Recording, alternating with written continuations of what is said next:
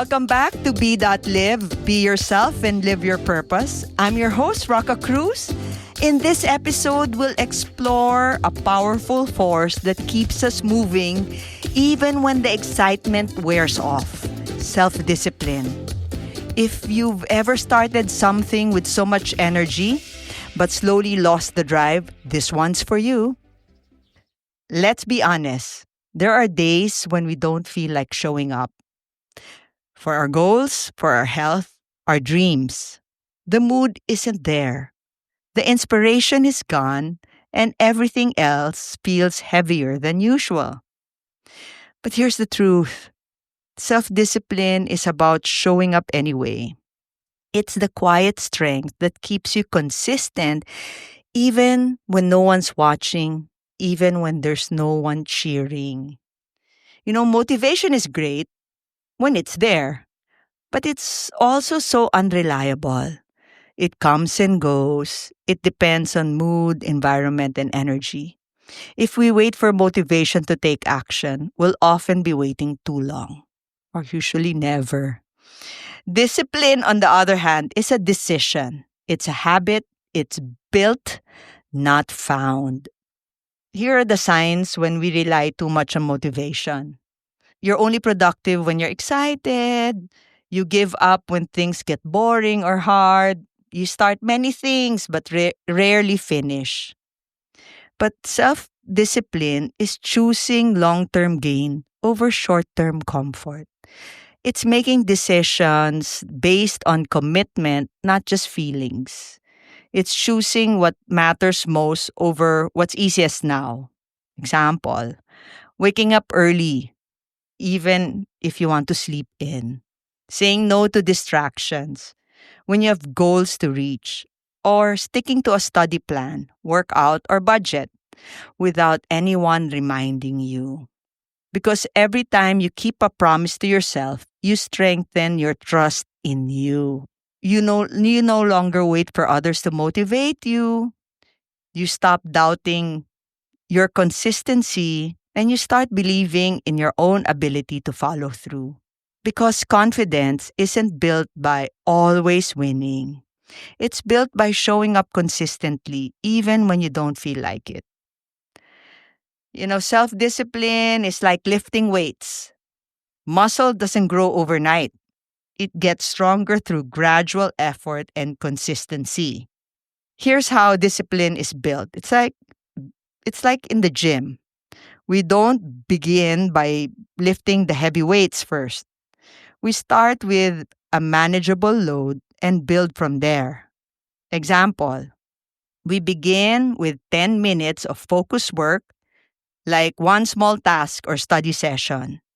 It's easier to stay consistent with small efforts and with small wins to create momentum. We also build discipline when we have boundaries, like a workout plan. When we exercise, we have a clear routine: how many reps, how much rest, when to train. Discipline needs structure too.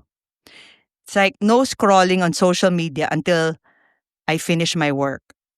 It's having rules to protect our focus and energy, just like a fitness plan. It avoids wasting time. And then track your progress. See the gains. In fitness, tracking reps, weights helps us see how we're improving. With discipline, tracking habits shows us that even slow progress is still progress. That's why we journal. We make a checklist. We write things down. And then we see small wins over time that keeps us motivated to push further. And then, of course, discipline, we expect resistance. Lifting heavier weights gets harder, and so does building discipline. There will be always days when we feel tired, discouraged, or tempted to quit. That's resistance.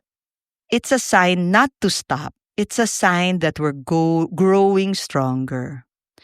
So discipline isn't about avoiding difficulty. It's about facing it, just like pushing through one more set at the gym. So building discipline is like training our muscles. We start light, stay consistent, increase the challenge little by little, add the weights, and trust that every effort makes us stronger, not just physically, but mentally and emotionally too. Now, here's the story of Arthur. Arthur was a kind of person who always said yes to new projects, big ideas, and exciting challenges. But over time, he gained a reputation for something else, over-promising and under-delivering. He had great energy at the start, but rarely finished what he began. He always waited for that perfect moment or that right motivation to kick in. One day, Arthur stumbled upon a story about Taylor Swift. Not just her fame, but her discipline.